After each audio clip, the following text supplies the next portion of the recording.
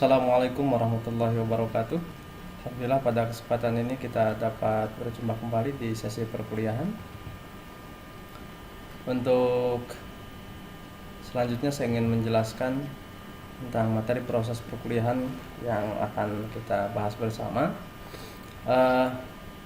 terkait dengan materi-materi yang akan kita bahas pada kesempatan ini yang berbicara tentang pengantar studi Islam. Pengantar studi Islam ini merupakan satu mata kuliah yang menjadi kemestian bagi teman-teman mahasiswa, khususnya di jurusan manajemen dakwah, bimbingan konseling Islam, dan juga jurusan-jurusan yang lainnya. Baik, yang saya jelaskan pada kesempatan ini terkait dengan mata kuliah ini mengkaji berbagai pendekatan studi Islam. Mata kuliah ini memperkenalkan beragam model pendekatan dalam mempelajari Islam sebagai landasan untuk dapat dipahami ajaran atau untuk dapat dipahami sebagai sebuah ajaran atau doktrin Islam secara mendalam. Oleh sebab itu, tujuan dari perkuliahan ini memberikan pengetahuan dan keterampilan pada mahasiswa untuk dapat mentransformasikan model-model pemikiran dan pendekatan dalam memahami ajaran Islam secara objektif, komprehensif, dan integratif. Dalam konteks kajian akademis, ini harus selalu mengalami diversifikasi secara dinamis bersamaan dengan semakin berkembangnya studi Islam di berbagai belahan dunia. Sebuah keniscayaan dalam studi Islam mengadaptasi berbagai metodologi atau epistemologi dan mencoba mentransformasikannya kepada mahasiswa.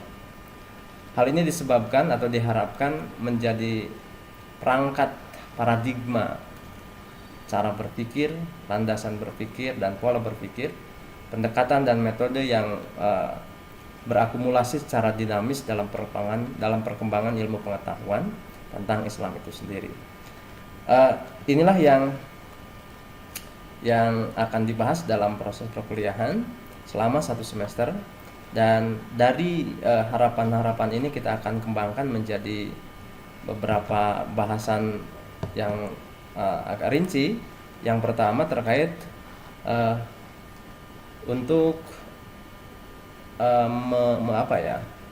untuk mendapatkan lebih dalam atau untuk memperdalam materi tentang ini, maka pengantar studi Islam akan mencoba menjelaskan tentang pengantar studi Islam itu sendiri. Yang kedua tentang beberapa prinsip dasar epistemologi Islam. Yang selanjutnya berbicara tentang manusia dan kebutuhan doktrin agama, sumber dan karakteristik Islam, Islam sebagai agama wahyu yakni Al-Quran, bersumber pada Al-Quran. Yang selanjutnya Islam sebagai produk budaya, nanti kita akan bicarakan Islam sebagai agama wahyu dan Islam sebagai produk budaya, itu ada perbedaannya. Yang selanjutnya Islam sebagai pengetahuan ilmiah, Islam sebagai pengetahuan ilmiah. Selanjutnya ada beberapa pendekatan dalam studi Islam, nanti kita akan bahas bersama. Selanjutnya akan berbicara tentang aneka metodologi atau aneka pengantar tentang memahami Islam. Selanjutnya berbicara tentang aliran pemikiran Islam, model-model penelitian keagamaan, perbandingan dalam studi Islam, studi kawasan, yang berbicara tentang kawasan-kawasan mana saja yang erat kaitannya dengan ajaran Islam, Islam dan gagasan universal. Islam mencoba memberikan pandangan-pandangan terhadap kehidupan dunia global dan dinamika Islam kontemporer. Artinya ingin menggambarkan bagaimana situasi dan kondisi Islam itu sendiri pada saat sekarang, dan bagaimana Islam mencoba memberikan solusi atas problem-problem yang yang dihadapi hari ini. Dari bahasan-bahasan ini kita dapat turunkan menjadi beberapa poin yang itu nanti akan dirinci dalam beberapa pertemuan. Ini yang pertama tentang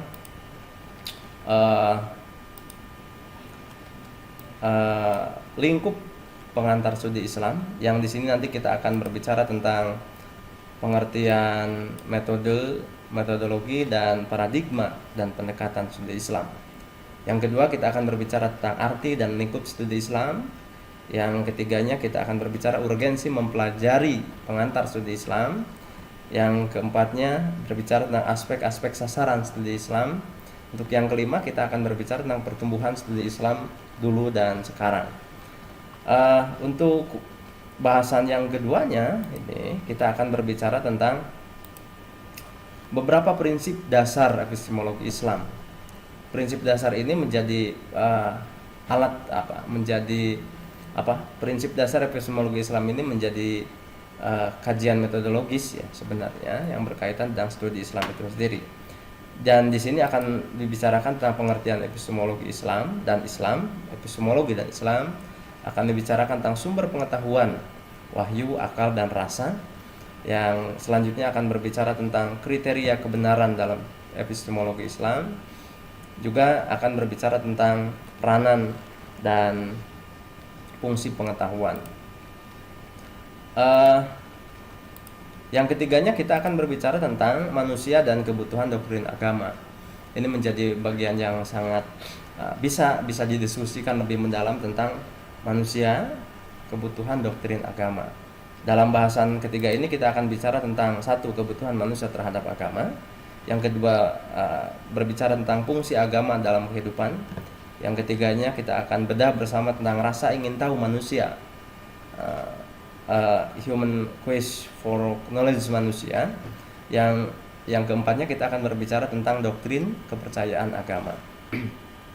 Doktrin kepercayaan agama. Oke, itu bahasan ketiga. Bahasan keempatnya, kita akan berbicara tentang sumber dan karakteristik Islam. Oke.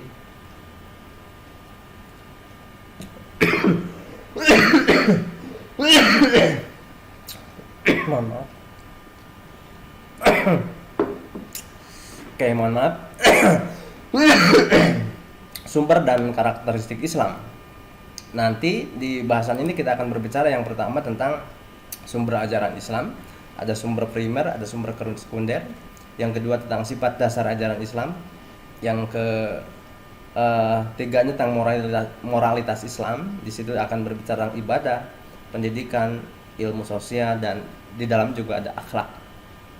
Yang selanjutnya kita akan berbicara tentang Islam dan wacana pembaharuan. Wacana pembaharuan ini menjadi sesuatu yang menarik untuk didiskusikan karena Islam di situ akan lahir atau akan tampil melihat situasi dan kondisi perkembangan zaman. Oke, untuk bahasan selanjutnya ini di bahasan kelimanya. Di bahasan kelimanya kita akan bicara tentang Islam sebagai agama wahyu. Islam sebagai agama wahyu yang dasarnya pada Al-Qur'an. Nanti di sini akan berbicara tentang pengertian wahyu dan pengertian Al-Qur'an, fungsi Al-Qur'an. Yang selanjutnya akan berbicara tentang hubungan Al-Qur'an dengan hadis, ijma dan qiyas. Dan untuk pendekatan selanjutnya adalah pendekatan pokok dalam studi Al-Qur'an. Ini poin kelima. Poin keenamnya kita akan bicara tentang Islam sebagai produk budaya. Islam sebagai produk budaya. Apa yang akan kita bicarakan terkait dengan materi ini? Maka yang pertama tentang pengertian kebudayaan, unsur dan fungsi kebudayaan. Juga akan bicara tentang kelahiran Islam dan sentuhan-sentuhan budaya, sentuhan-sentuhan budaya. Ini erat kaitannya dengan kelahiran Islam di daerah mana dan bagaimana budaya Arab sebelum Islam dan Arab setelah Islam. Yang poin C-nya kita akan berbicara tentang Islam antara gejala sosial dan budaya. Nanti kita akan klasifikasikan di situ antara gejala sosial dan budaya yang berkaitan dengan sebelum dipengaruhi Islam, sudah dipengaruhi Islam, atau sudah sebelum ada Islam, setelah ada Islam. Selanjutnya kita akan diskusi tentang pendekatan pokok dalam studi budaya. Pendekatan pokok studi budaya. Bahasan selanjutnya di bahasan ke-7 kita akan berbicara tentang Islam sebagai pengetahuan ilmiah. Islam sebagai sebuah pengetahuan ilmiah. bukan hanya sebagai sebuah pengetahuan imani yang tentunya membutuhkan penjelasan-penjelasan lebih rinci, tapi ini lebih dibicarakan pada pengetahuan ilmiah. Di sini akan bicarakan tentang arti dan perbedaan antara pengetahuan, ilmu dan filsafat. Yang keduanya berbicara tentang metode ilmiah dan struktur pengetahuan ilmiah. Metode ilmiah, ada struktur pengetahuan ilmiah. Yang ketiganya akan bicarakan tentang klasifikasi pengetahuan ilmu alam, ilmu sosial, dan ilmu humaniora. Nanti termasuk juga perkembangan Islam itu masuk pada wilayah mana saja. Oke, bahasan yang selanjutnya akan berbicara tentang pendekatan pokok. Ini berbicara tentang Islam sebagai pengetahuan ilmiah. Yang poin D-nya berbicara tentang pendekatan pokok studi Islam. Ada interdisipliner dan multidisipliner. Ini untuk yang ke-8-nya kita akan bicara tentang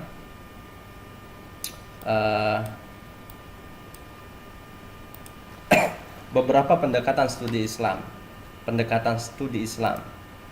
Nah, di sini ada pendekatan normatif, antropologis, sosiologis, teologis, fenomenologis, filosofis, historis, politis, psikologis, dan interdisipliner. Pendekatan interdisipliner ini berbicara tentang beberapa pendekatan dalam studi Islam.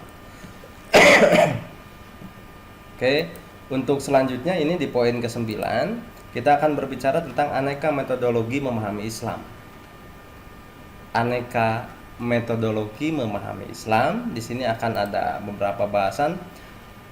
Ada metodologi tafsir, ada metodologi hadis, ada metodologi filsafat dan teknologi. Ada filsafat dan teologi. Ada tasawuf dan mistis Islam. Ada kajian metodologi fikih dan kaidah usuliyah. Ada metodologi pemikiran modern, ada metodologi pendidikan Islam, ada metodologi tekstual dan kontekstual. Juga di situ dijelaskan akan dibahas bersama tentang muqaranah madhab. Jadi kaitan satu sama lain, kedekatan atau perbedaan antar madhab. Ada Syafi'i, Hambali, Maliki, dan lain sebagainya. Di poin ke-10 kita akan berbicara tentang dimensi aliran pemikiran Islam. Dan di bahasan ini kita akan membahas lebih rinci tentang dimensi Islam, iman, dan ihsan. Apa itu Islam, apa itu iman, apa itu ihsan, tanda-tanda ciri-ciri Islam, iman, ihsan, proses Islam, proses iman, dan proses ihsan.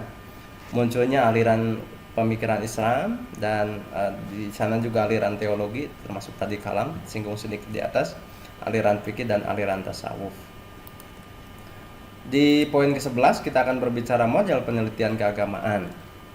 Nah, ini sangat termasuk pada kajian kontemporer karena memang penelitian keagamaan ini belum terlalu rinci ya. Yang di sini kita akan bicarakan yang pertama tentang arti penelitian agama, yang kedua tentang penelitian agama dan penelitian keagamaan. Ini agak berbeda. Ini sangat berbeda ya. Ada penelitian agama, ada penelitian keagamaan. Konstruksi teori penelitian keagamaan dan model-model penelitian keagamaan. Di bahasan ke-12 atau di pertemuan ke-12 kita akan berbicara tentang perbandingan dalam studi Islam. Di sini kita akan memperdalam tentang arti perbandingan agama. Kedua, Islam dan perbandingan agama lain. Yang ketiga, faktor perbedaan dan kesamaan keyakinan agama.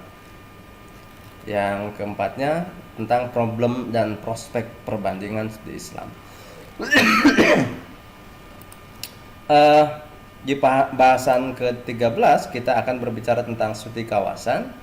Studi kawasan ini ada 5 poin ya. Yang pertama tentang arti dan asal-usul studi kawasan Islam. Yang kedua tentang orientalisme, melihat Islam kritis. Orientalis melihat Islam kritis. Yang kedua, yang ketiganya kita berbicara oksidentalisme, menjawab Islam sejati. Ini ada judul buku ini memiliki judul tersendiri, pembahasan tersendiri yang lebih dalam. Yang keempatnya, dunia Islam sebagai objek studi antara timur dan barat. Dunia Islam sebagai objek studi antara timur dan barat. Untuk yang ke poin kelimanya di studi kawasan Islam ini berbicara tentang problem dan prospek pendekatan studi kawasan. Poin ke-14-nya kita akan berbicara tentang Islam dan gagasan universal. Mohon maaf. Di sini kita akan bicarakan tentang Islam dan globalisasi, modernisme dan puritanisme Islam. Juga akan bicarakan tentang gerakan fundamentalisme dan radikalisme Islam. Juga Islam eksklusif dan Islam inklusif. Kita akan bicarakan tentang islamisasi sains dan pluralisme agama-agama. Untuk poin ke-15, ini poin terakhir dalam bahasan pertemuan perkuliahan kita akan berbicara dinamika Islam kontemporer.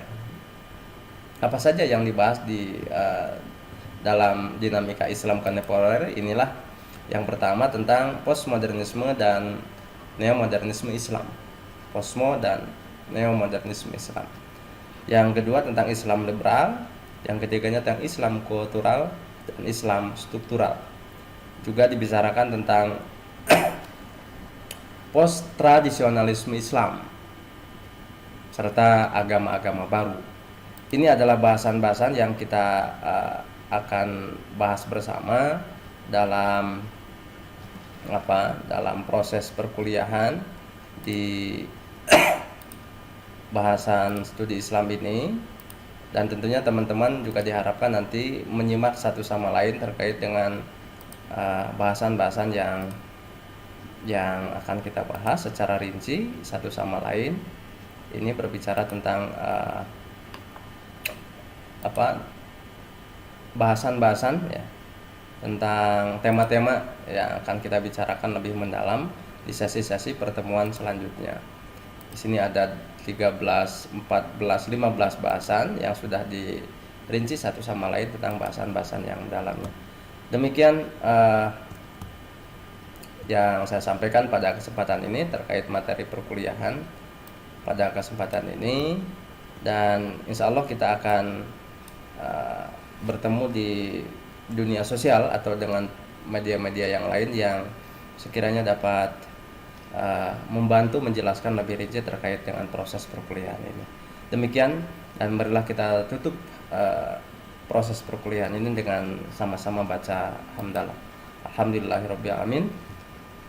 Assalamualaikum warahmatullahi wabarakatuh.